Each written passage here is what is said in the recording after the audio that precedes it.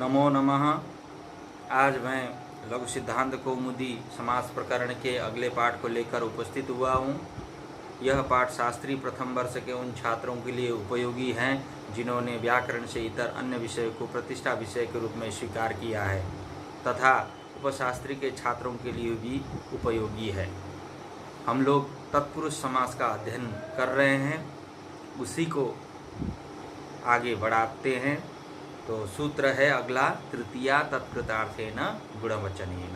तृतीया तत्कृतार्थेन गुणवचनेन, यह भी तत्पुरुष समास करने वाला सूत्र है। इसका अर्थ है तृतीयांतम तृतीयांतार्थ कृत गुणवचनेन अर्थेन च सह प्रागवत।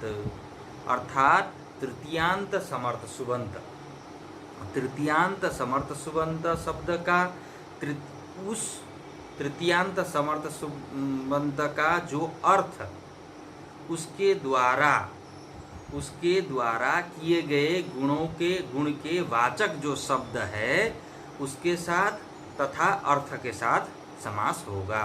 अर्थात विकल्प से तृतीयांत समर्थ सुबंत होना चाहिए और वो तृतीयांत समर्थ सुबंत का जो अर्थ है उसके द्वारा उसके गुण के वाचक किए गए, उसके द्वारा किए गए गुण के वाचक जो शब्द है उसके साथ समास होगा अथवा अर्थ के साथ समास होगा। मतलब तृतीयांत पद होना चाहिए, उसके बाद उसके वाचक गुण के वाचक उसका जो गुणवाचक शब्द है उसके साथ समास अथवा अर्थ के साथ समास होना है।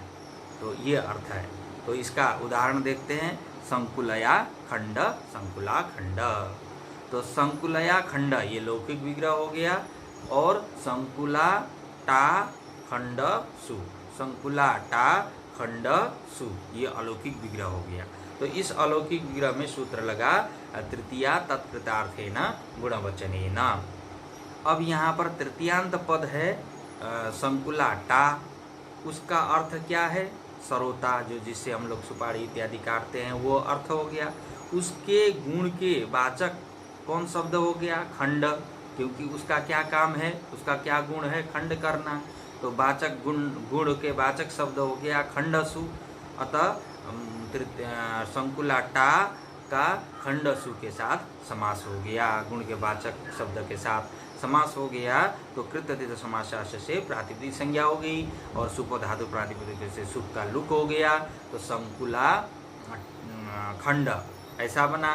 संकुला खंड बनने पर अब यहाँ प्रथमा निर्देशम समास उपसर्जनम, इस सूत्र से उपसर्जन संज्ञा की गई। किसको? संकुला शब्द को। क्यों? क्योंकि यहाँ तृतीया जो समास करने वाला सूत्र है, तृतीया तत्कृतार्थेन गुणवचनेन, तो यहाँ पर जो तृतीया पद है वो प्रथमांत है, उसके द्वारा निर्दिष्ट पद हो गया हमारा संकुला। अतः उसको उसकी उपसर्जन संज्ञा हो गई। उपसर्जन संज्ञा हो जाने पर उपसर्जनम पूर्व से पूर्व प्रयोग कर लिया गया। संकुला खंड बना। संकुला खंड बनने पर पुनः एकादेश विकृतम अनन्यवत से प्रातिपदिक मानकर शूलाया विभक्ति कार्य हो गया। तो संकुला खंड यह पद बना।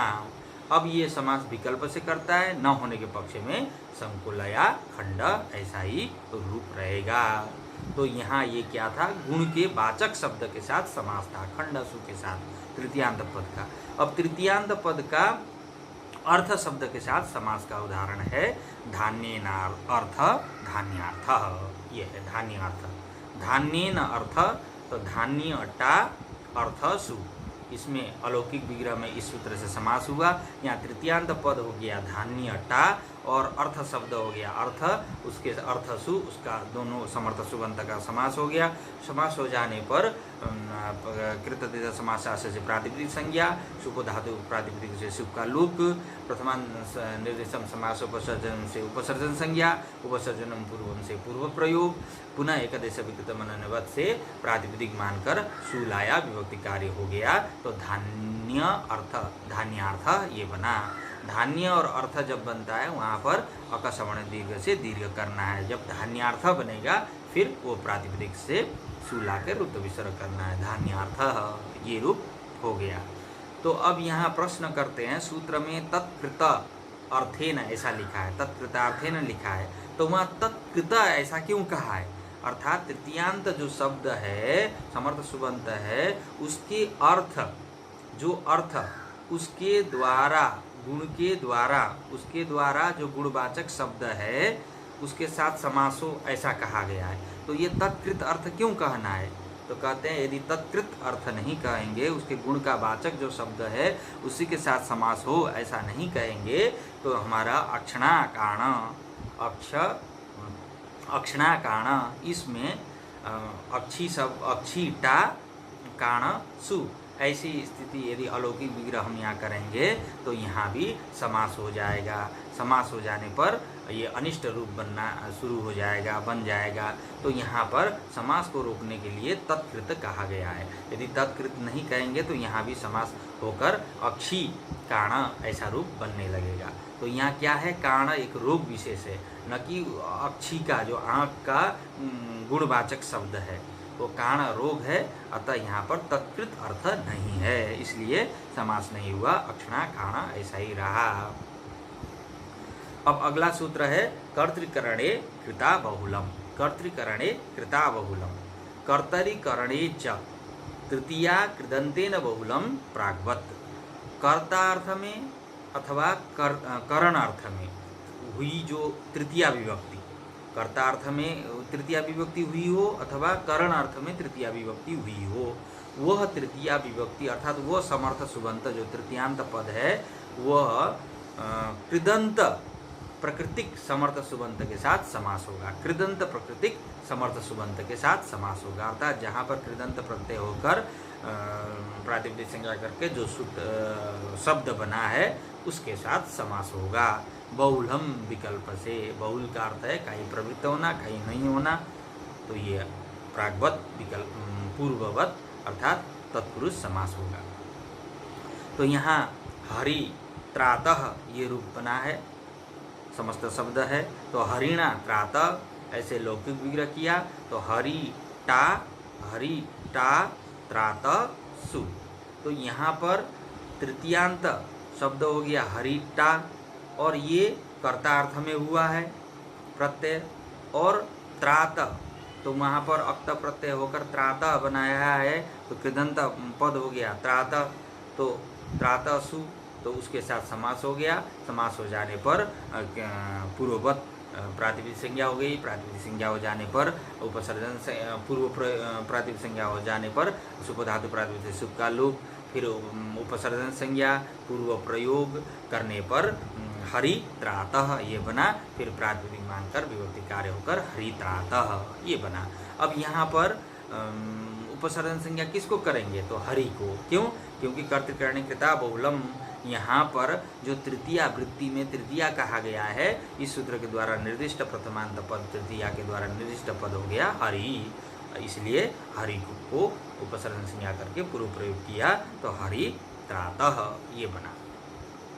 दूसरा उदाहरण है नखेर भिन्न नख भिन्न, ये करण अर्थ में तृतीया जहाँ हुआ है, नख भिस भिन्न सु, नख भिस भिन्न सु, ऐसे अलौकिक विग्रह में यहाँ पर करण अर्थ में तृतीयांत पद है नख भिस, उसका समर्थ कृदंत प्राकृतिक समर्थ सुबंत है भिन्न सु, विधिर धातु से भिन्न शब्द बना है, तो कृदंत प्राकृतिक समर्थ सुबंत हो गया भिन्न सु, अतः उसका दोनों का समास हो गया। समास हो जाने पर पूर्ववत सुख का लोक, पूर्व प्रयोग, उपसर्जन संज्ञा पूर्व प्रयोग, पुनः प्रातिपदिक मानकर नख भिन्न ये शब्द बन गया समस्त पद। अब यहाँ पर एक परिभाषा दिखाते हैं, कृतग्रहणे गतिकारक पूर्वस्यापि ग्रहणम। ये कहते हैं कि कृदंत के ग्रहण में, जहाँ भी कृदंत तदंत का ग्रहण हो, कृत प्रत्यय लगे हुए तदंत शब्द का जहाँ भी ग्रहण होता है, वहाँ पर यदि उसके पूर्व में गति संज्ञक शब्द हो अथवा कारक वाले शब्द हो, तो दोनों का ग्रहण होगा, अर्थात कृदंत के साथ गति संज्ञक और कारक दोनों का ही ग्रहण होगा। ये परिभाषा है, इसका अर्थ है। तो यहाँ पर नख निर्भिन्न बना है, नखैर निर्भिन्न, ऐसे लौकिक विग्रह में नखैर निर्भिन्न, ऐसे लौकिक विग्रह में नख भिष निर्भिन्न सु, ऐसे अलौकिक विग्रह में अब यहाँ पर इसी सूत्र से कर्तृकरणी कृता बहुलम से ही समास हो गया। तो यहाँ नख भिष तृतीयांत पद हो गया और निर्भिन्न सु ये कृदंत वाला समर्थ सुबंत हो गया, तो समास होकर नखेर निर्भिन्न हुआ। तो यहाँ अब प्रश्न ये नहीं आना चाहिए कि यहाँ नी लगा हुआ है कैसे हुआ, तो ये परिभाषा से जब हमारे कृदंत भिन्न शब्द का ग्रहण हुआ तो निर ये गति संज्ञक शब्द का भी ग्रहण हो गया, तो निर्भिन्न ये पूरे कृदंत समर्थ सुबंत हो गया और इसलिए यहाँ पर समास हो गया। इसी के लिए ये परिभाषा यहाँ पर बताया गया। कृत ग्रहण करने पर गति संज्ञक और कारक दोनों का ही ग्रहण होता है। तो यहाँ गति संज्ञक निर शब्द का भी ग्रहण हो गया भिन्न के साथ, तो निर्भिन्न ये कृदंत प्रकृतिक समर्थ सुबंत बना, इसलिए यहाँ पर समास हो गया। आगे पूर्ववत कार्य हो गए समास के बाद, तो नख निर्भिन्न ये बना। अगला सूत्र है चतुर्थी तदर्थार्थ बलिहित सुख रक्षितैः। चतुर्थी तदर्थार्थ बलिहित सुख रक्षितैः, तो इसका अर्थ है चतुर्थ्यंतार्थाय यत्तद्वाचिना अर्थादिभिश्च चतुर्थ्यंतम वा प्राग्वत। अर्थात चतुर्थ्यंत जो शब्द, चतुर्थ्यंत जो समर्थ सुबंत है, उसके लिए जो वस्तु, तद्वाचक जो शब्द अर्थात तद्वाचक जो समर्थ सुबंत, उसके साथ समास होगा। और जो चतुर्थ्यंत समर्थ सुबंत है उसका अर्थ बलि, हित, सुख और रक्षित समर्थ सुबंत के साथ समास होगा। यहाँ पर चतुर्थ्यंत पद होना चाहिए। चतुर्थ्यंत पद का इन अर्थों, इन शब्दों के साथ समास होगा तथा चतुर्थ्यंत उसी शब्द के वाचक जो शब्द है उसके साथ भी समास होगा।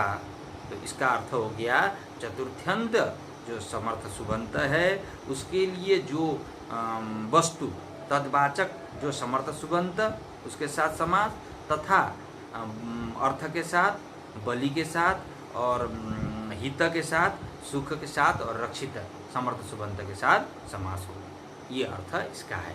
तो यहाँ पर उदाहरण है यूपायदारु, यूपदारु। तो यूपदारु ये समस्त पद है, तो यूपायदारु खंबे के लिए लकड़ी, ये अर्थ है। यूपंगे ये चतुर्थ्यंत पद हो गया, चतुर्थ्यंत शब्द हो गया, उसका अर्थ क्या हो गया? खंबा। उसके लिए जो वस्तु, वो वस्तु क्या है? पेड़। पेड़, उसके लिए जो वस्तु है वो पेड़ है। तद्वाचक शब्द यहाँ पर क्या है? दारू है, इसलिए दारू सु इसके साथ समास हो गया। अर्थात चतुर्थ्यंत शब्द हो गया यूपंगे, उसका अर्थ हो गया खंबा। उसके लिए उसके लिए जो वस्तु है, आवश्यक वस्तु है क्या है? पेड़।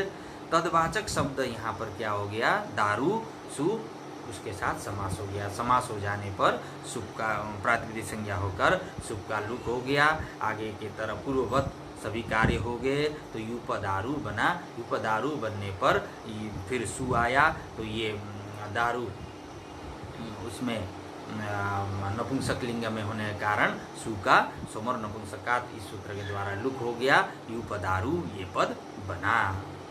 तो आगे फिर अब यहाँ पे कहते हैं कि तदर्थेन प्रकृति विकृति भाव एव इष्ट। अब यहाँ तदर्थ जो कहा गया था, अर्थात जो चतुर्थ्यंत शब्द है उसके लिए जो वस्तु है, तद्वाचक जो शब्द है, तो यहाँ पर उसके लिए तदर्थ से ये अर्थ लेना है प्रकृति विकृति भाव ही इष्ट है, अन्य को नहीं लेना है। इसीलिए यहाँ पर रंधनाय स्थाली यहाँ पर नहीं हुआ। पकाने के लिए, चावल पकाने के लिए जो बर्तन है, इसमें यहाँ पर समास नहीं हुआ, क्योंकि यहाँ प्रकृति विकृति भाव अर्थ नहीं है। तो यहाँ पर ये सूत्र में जोड़ना चाहिए, तदर्थ से प्रकृति विकृति भाव ही लेना है, ऐसा। तो आगे वार्तिक है, वार्तिकार ने एक वार्तिक यहाँ पर दिया है। तो अर्थेन नित्य समासो विशेष्य लिंगता चेति वक्तव्य। अर्थ शब्द के साथ नित्य से समास होगा, अर्थ शब्द के साथ नित्य से समास होगा और विशेष्य के अनुसार उसका लिंग निर्धारण भी होगा समास हो जाने के बाद।